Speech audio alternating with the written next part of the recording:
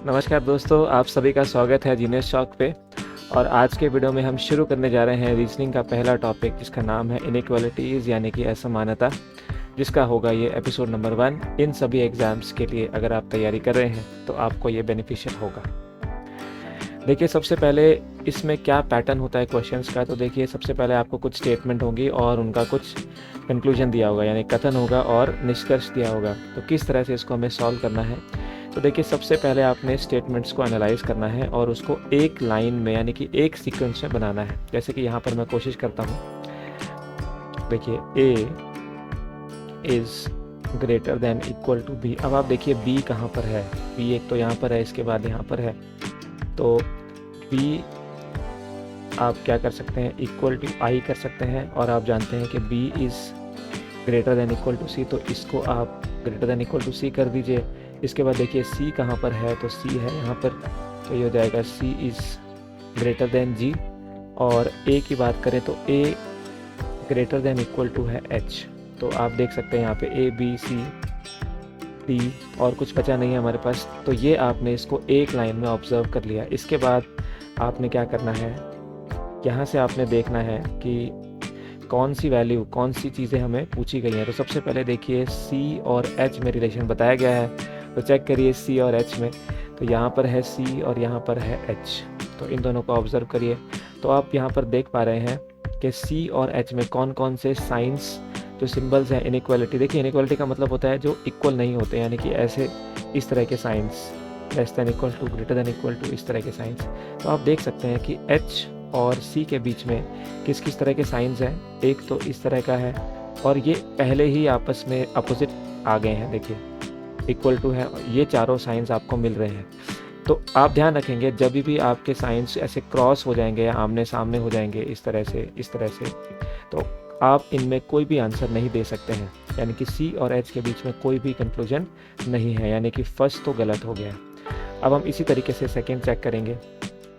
अब सेकेंड में हमें क्या करना होगा, तो सेकेंड में उसने किस किस को पूछा है उसको हम देख लेते हैं, किस किस के कौन कौन से सिंबल्स के बारे में बात हो रही है। देखिए, यहाँ पर पूछा है H और B के लिए। तो H और B में देखिए फिर से वही बात, दोनों में साइंस क्या हो रहे हैं, अपोजिट हो रहे हैं, यानी कि इंटरलॉक कर रहे हैं, यानी कि ये भी हो जाएगा आपका कथन गलत। इसके बाद थर्ड पर चलते हैं, B और G। तो B और G में आप देख पा रहे हैं कौन कौन से साइंस यूज़ कर रहे हैं। एक तो इक्वल टू है, एक ग्रेटर देन इक्वल टू है और एक ग्रेटर।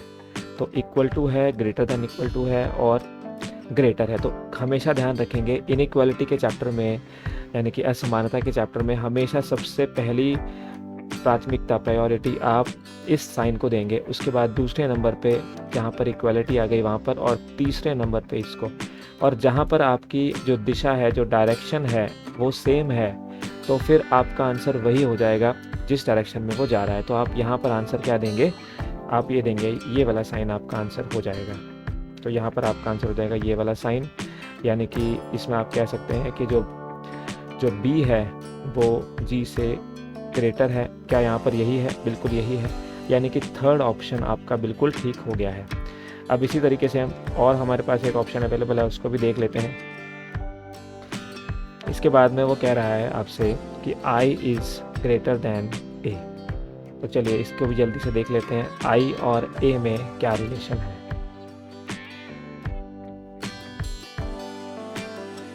तो देखिए, यहाँ पर ये है I, ये है A। तो इनमें आप देखिए किस तरह का जो डायरेक्शन है वो जा रही है। तो ये जा रहा है कि जो इस तरह से और इस तरह से।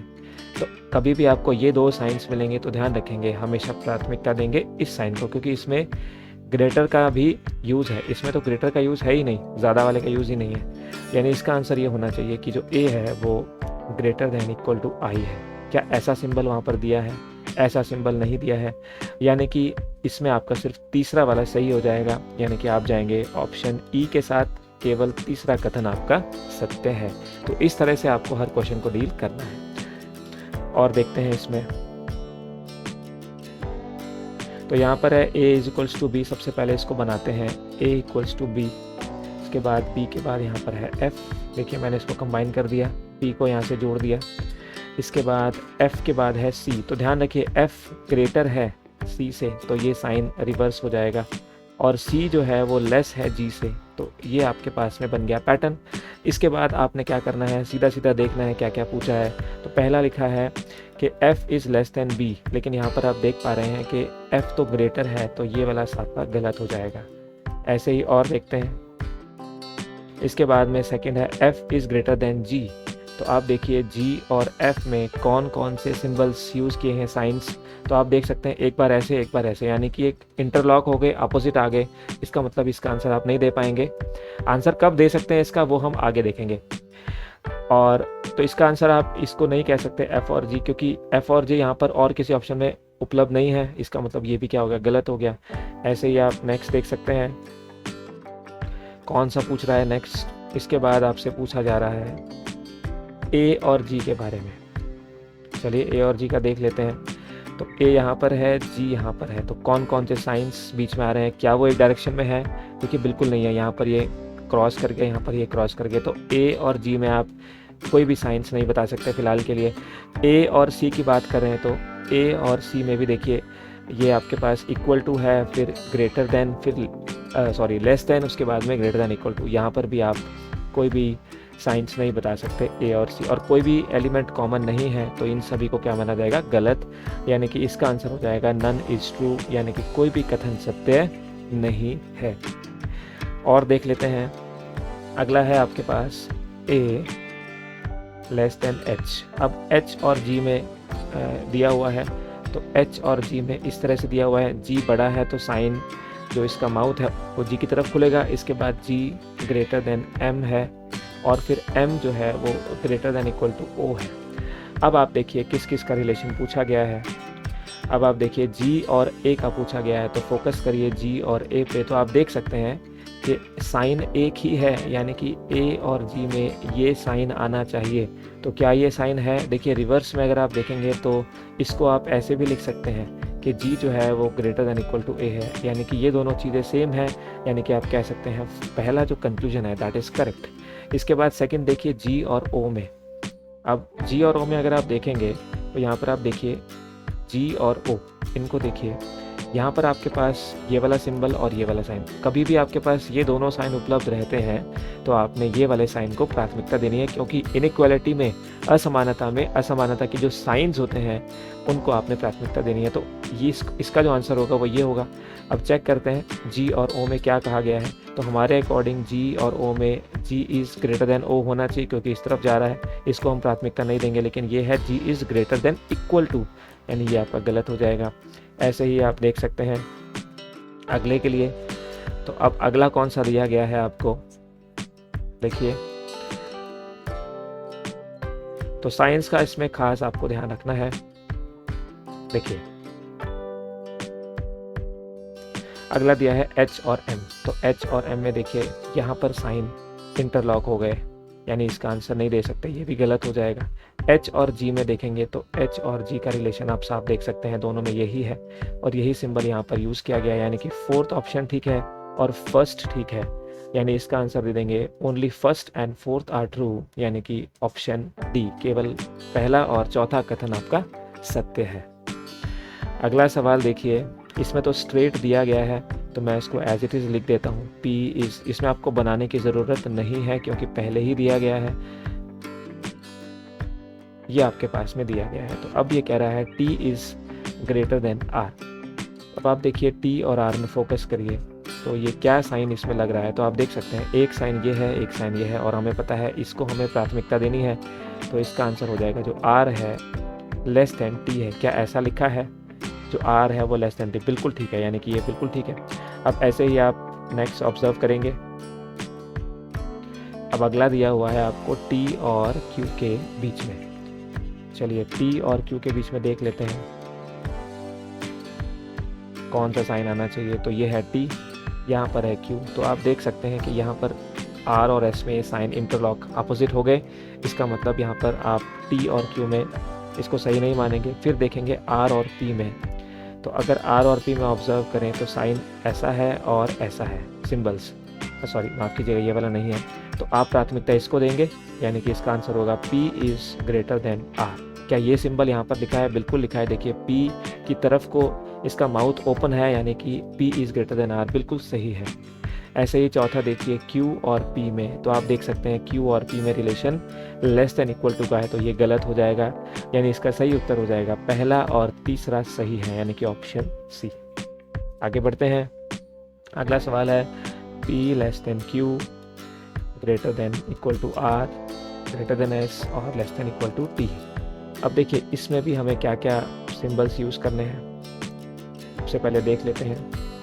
तो सबसे पहले कह रहा है T और R के बीच में, तो देखिए ये है T, ये है R। सिंबल्स देखिए यहाँ पर इंटरलॉकिंग हो रही है, फिर से वही क्रॉस आ रहे हैं दोनों साइंस, तो यानी कि ये गलत हो जाएगा।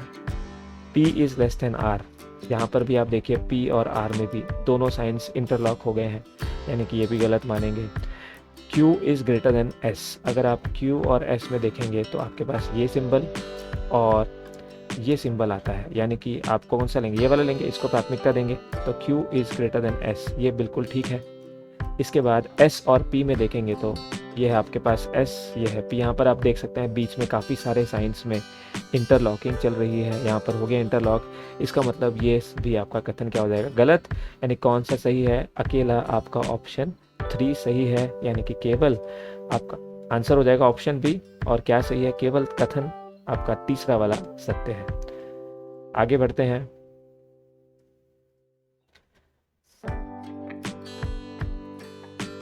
देखिए यहाँ पर है M less than N, greater than O equal to P। अब देखिए Q के साथ N है, इसका मतलब आपको यहाँ पर इस तरह से बनाना पड़ेगा, ये Q इक्वल टू N। मैंने इस तरह से बना दिया, इसको थोड़ा सा आप पीछे कर सकते हैं अपनी सहूलियत के लिए, इसको मैं ऐसे बना देता हूँ, क्योंकि Q और N बराबर है तो हम इसको ऐसे बना सकते हैं, Q और N बराबर हैं और N जो है वो M से ग्रेटर है। ये आपके पास सिंबल्स आ गए। अब देखिए क्या पूछा है, P और M में पूछा है, तो आप देखिए P और M में साइंस कैसे कैसे हैं, एक तो ये साइन है, इक्वल टू साइन है, ये है और इक्वल टू, तो इन सभी में प्राथमिकता इसको देंगे, यानी कि आपका उत्तर होना चाहिए जो P है वो, सॉरी माफ़ कीजिएगा, जो M है वो P से कम है, यानी कि ये क्या ऐसा है, देखिए P बड़ा है M से, बिल्कुल ठीक है, यानी कि पहला कथन बिल्कुल सत्य है, फर्स्ट इज़ करेक्ट। इसके बाद सेकंड देखिए Q और O में, तो Q और O में आप सिंबल देखिए क्या क्या सिंबल हैं, ये है और ये है, इसमें से प्राथमिकता हमेशा इसको मिलेगी, यानी इसका आंसर होना चाहिए जो इधर लिखा हुआ है Q less than equal to O। क्या ऐसा लिखा हुआ है, बिल्कुल लिखा हुआ है, यानी कि इसमें दोनों सही हैं, तो इसमें आपका आंसर हो जाएगा फिफ्थ ऑप्शन, पहला और दूसरा दोनों ही सत्य हैं। आगे बढ़ते हैं। अब इसमें हमें फिर से चेन सीधी बनानी पड़ेगी, क्योंकि अलग अलग आपको दिए गए हैं, तो सबसे पहले लिखने की कोशिश करते हैं। तो A is greater than N equal to I और greater than W equal to and O और P, ये आपको दिया गया है। अब इसके बाद किस किस का रिलेशन दिया हुआ है, तो देखिए अब मैं यहाँ पर इसको चेन को इस तरह से बनाऊँगा, थोड़ा सा डिफरेंट वे में। देखिए यहाँ पे दिया है T और N, तो अगर ये N है और T से ग्रेटर है, तो आप क्या कर सकते हैं, इसको ऐसे लिख सकते हैं, यहाँ पर T है, तो ये आपके पास एक चेन बन गई। देखिए अब इसको आप इधर भी लेके जा सकते हैं, N ग्रेटर देन T है। ऐसे ही O ग्रेटर देन S, तो यहाँ पर आप O से S ग्रेटर है, तो यहाँ पर आप देख सकते हैं आपके पास इस तरह से चेन बन गई। देखिए इस तरह से आप इसको यहाँ पर भी लेकर जा सकते हैं, राइट। इसके बाद अब देखिए P is greater than S, तो अब आपने देखना है कि P S से बड़ा है क्या। तो अब मैं इस चेन को इस तरह से बनाऊंगा ताकि आपको समझ में आ जाए। तो देखिए इस वाली चेन पे फोकस करते हैं, हमारे पास में ये वाली चेन पे फोकस करते हैं, तो ये ऐसा बनेगा, S से बड़ा O और O से बड़ा P। अब आप मुझे बताइए क्या P S से बड़ा होगा। तो देखिए ये वाला सिंबल है और ये वाला सिंबल है, डायरेक्शन एक ही है, और आप जानते हैं कि इस तरह के केस में कौन सा सिंबल को हम प्रेफर करते हैं, इसको प्रायोरिटी इसको देते हैं, प्राथमिकता इसको देते हैं, तो ये हो जाएगा P is greater than S, तो ये बिल्कुल ठीक है। ऐसे ही आप A और W में देख सकते हैं, तो ये तो साफ दिख रहा है कि A और W में किस तरह के सिंबल्स हैं। तो ये आपके पास एक ये सिंबल है, एक इक्वल टू सिंबल है, एक ये वाला सिंबल है, तो इनमें से प्राथमिकता किसको देंगे, इसको, यानी इसका उत्तर हो जाएगा A जो है वो W से बड़ा होना चाहिए क्योंकि सेम डायरेक्शन में है, पर यहाँ पर उल्टा दिया गया है, A लेस देन W है, यानी ये गलत हो जाएगा। यानी कि आपका जो आंसर हो जाएगा फर्स्ट इज ट्रू हो जाएगा, यानी कि केवल आपका पहला कथन सत्य है, ऑप्शन ए राइट आंसर। आगे बढ़ते हैं। अब फिर से आपको स्ट्रेट चेन दी गई है, तो इसमें कुछ करने की ज़्यादा आपको ज़रूरत नहीं है। N O, यहाँ पर P, यहाँ पर Q, यहाँ पर R। अब देखिए किस किस की बात वो कर रहा है, बस उसी पर हम फोकस कर लेंगे। तो यहाँ पर बात कर रहा है M और Q की, तो M और Q। अब देखिए यहाँ पर दोनों साइंस आप देख पा रहे हैं, यहाँ पर टकरा रहे हैं, तो M और Q तो गलत हो जाएगा। N is less than equal to R। अगर आप N और R में भी देखेंगे तो भी आपके पास ये डायरेक्शन सेम है, लेकिन यहाँ पर ये दोनों टकरा रहे हैं, इंटरलॉक कर रहे हैं, तो ये भी आपका क्या हो जाएगा गलत, यानी कि neither one not true two is true, यानी कि आपका ऑप्शन डी ना तो पहला और ना ही दूसरा कथन आपका सत्य होगा। आगे बढ़ते हैं, फिर से इसमें चेन बनानी होगी, तो बना लेते हैं। M is less than P less than equal to G equals to F greater than P। और इसके बाद देखिए चेन कहाँ पर ये शुरू हो रही है, तो यहाँ पर J is greater than equal to P, तो मैं यहाँ पर क्या कर देता हूँ, जो J है वो P से बड़ा है, एक चेन ये बन गई आपके पास। इसके बाद यहाँ पर बन गई है H, F और I में है, तो ये है F, और अब इसके साथ मुझे H को भी लिंक करना होगा, चलिए कर लेते हैं लिंक। तो ये F है। अब देखिए F जो है इससे I से तो क्या है स्मॉलर है, और H इससे बड़ा है, यानी ये चेन आपके पास बन गई है। एक तो ये चेन बन गई, इसके बाद में एक ये चेन बन गई। अब आप इसको किसी भी तरह से यूज़ कर सकते हैं। तो पहला देखिए किस किस का पूछा है, P और B का पूछा है। तो देखिए P और B में तो आपको साफ दिख रहा है, यहाँ पर देखने की भी आपको क्लियर आप देख पा रहे होंगे, ये है P, ये है B। इन दोनों में क्या रिलेशन है, तो आप देख सकते हैं ये एरो जो डायरेक्शंस हैं वो ये जो है अपोजिट होगी, इंटरलॉक कर गई, तो ये तो गलत मानेंगे। M और H में देख लेते हैं, तो इसके लिए हमें इसको पूरे को बनाना पड़ेगा। तो हम यहाँ से शुरू करते हैं। देखिए M is less than P less than equal to G equal to F। अब देखिए F से H में मैं कैसे जाऊँगा, रिवर्स कर देता हूँ साइन, क्योंकि H बड़ा है। अब आप यहाँ पे देख सकते हैं कि M और H में क्या रिलेशन बनेगा, तो जल्दी से देख लेते हैं। तो ये हो जाएगा M, ये हो जाएगा H। तो अब देखिए यहाँ पे सारे साइंस आप देख पा रहे होंगे एक ही दिशा में जा रहे हैं, यानी कौन सी डायरेक्शन को प्रेफर करेंगे, इसी को। और आंसर क्या हो जाएगा, ये वाला, क्योंकि ये तीनों साइंस जब होते हैं तो हमेशा ये वाले को पहली प्राथमिकता देते हैं। तो इसका आंसर होना चाहिए M is less then H।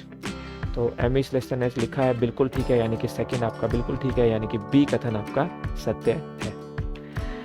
आखिरी सवाल इस सीरीज़ का, तो M लेस देन P और G, इसके बाद में F, और ये हो गया आपका B। अच्छा ये क्वेश्चन, हाँ ये सेम ही है जो हमने पहले किया था, और मुझे लगता है ये सेम ही सवाल है। यस बिल्कुल सेम है। तो हम इसको क्या करते हैं, इसी से सॉल्व कर लेते हैं, इस पर रब कर देते हैं यहाँ से। मुझे लगता है ये सेम ही सवाल पूछ लिया है। यस चलो कोई नहीं, दोबारा बना लेते हैं। तो H is greater then J, तो पहले इसको बना लेते हैं। ये आपके पास F हो गया, यहाँ पे B है। अब F से बड़ा है I, और यहाँ पर है H, तो ये H हो गया। और इसके बाद में J और P, तो J जो है ये P से बड़ा है। अब इसके बाद हम इसको यूज़ कर लेते हैं। तो क्या क्या पूछा है, देखिए H और J की पूछ रहा है, यानी कि H ये है, J है, इसको बना लेते हैं क्योंकि ये इस तरह से जाएगा आपकी चेन। तो बना लेते हैं। J बड़ा है P से, इसके बाद G बड़ा है, देख सकते हैं यहीं पे क्रॉस हो गया, यहीं पे क्रॉस हो गया ये, और F, और ये यहाँ पर H। तो H और I के बीच में पूछा है। ओके माफ़ कीजिएगा, ये यहाँ पर हम ले लेंगे I के लिए। अच्छा इसने सीधा ही पूछा है H, एक बार देख लेते हैं, शायद H और J पूछा है। हाँ H और J पूछा है, तो अब आप दोनों को कंपेयर कर सकते हैं। यहाँ पे जल्दी से देख लीजिए इसको।